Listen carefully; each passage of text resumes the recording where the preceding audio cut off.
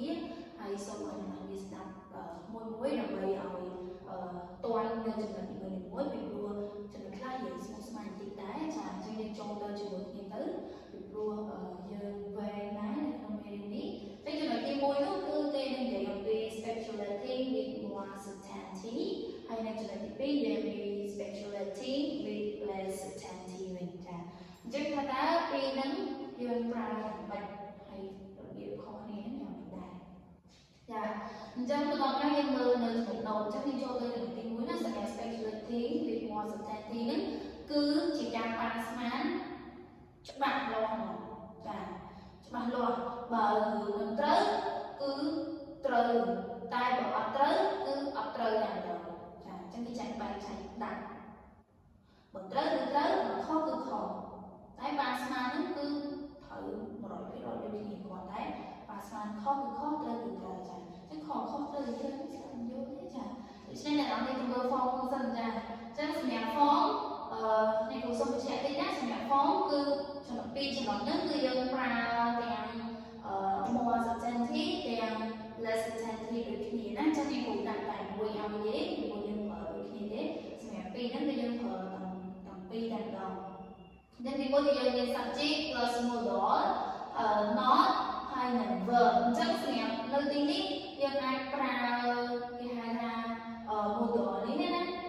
យើងចង់ប្រើជាមួយនឹងបដិសេធក៏បានអត់ក៏បានគឺមានគោលដៅក្នុងកញ្ចក់មកណាសម្រាប់ sentence នេះបើសិនជាអត់ចង់ប្រើហើយសម្រាប់ sentence ទី2វិញ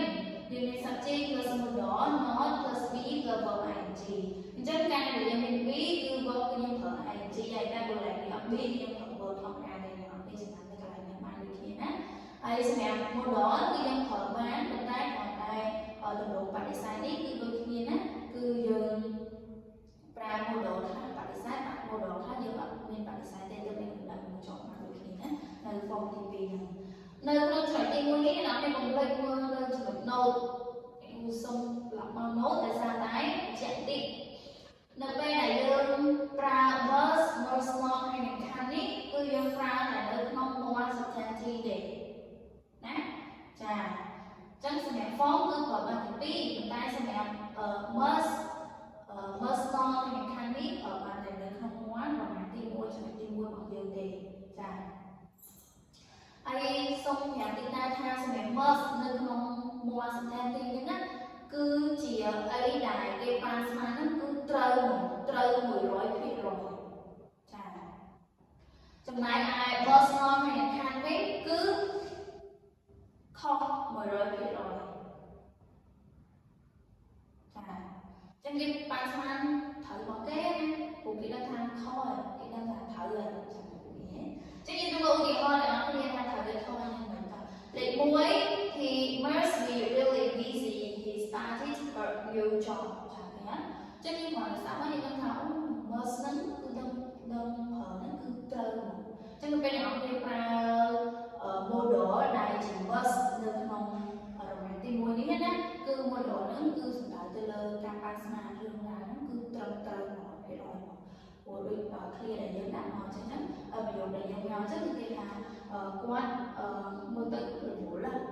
ដោយសារតែគាត់កំចាត់ការងារថ្មីចាអញ្ចឹងធម្មតាអ្នកដែលទៅមានការងារថ្មីដំបូងគឺគាត់ជំនាញចិត្តតិចហើយឥឡូវចាឃើញការប៉ាន់ស្មានគាត់ត្រូវចាត្រូវមែនទេយើងចូលទៅចំណុចទី2វិញគេដាក់ថា he must not leave his house very often ចា he always seems to be busy នៅឃើញទី2នេះគឺគាត់អត់សូវចេញខាងផ្ទះទេចាមកទៅគាត់រវល់ទេគាត់ធ្វើអីវាចាំគាត់សូវចេញខាងផ្ទះចាអញ្ចឹងទៅពេលដែលគេប្រើប្រយោគហ្នឹងគឺត្រូវត្រូវមានន័យថាជាការប៉ាន់ស្មានដែលត្រូវហើយដែលគាត់គិតថាគេអត់ចេញពីផ្ទះចាសូវចេញពីផ្ទះណាឥឡូវយើងចូលទៅចំណុចទី2វិញចំណុចទី2 speculating with less certainty គឺនិយាយតាក់ទងពី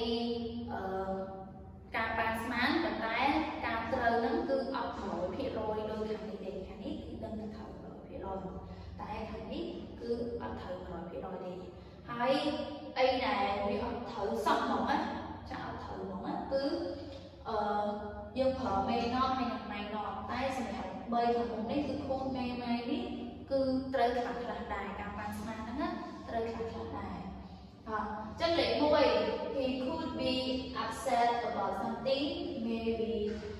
you did something to him dân sự đẹp khôn ấy cứ dương thời tài bạn ấy thay cả bạn sáng nó cứ trời lại của mình phía rồi đi ở đâu mà nói đi cho nên là quân mới tới ở sân sài cho nên được ra cả hai chị quân miền tây mùi chân tập bên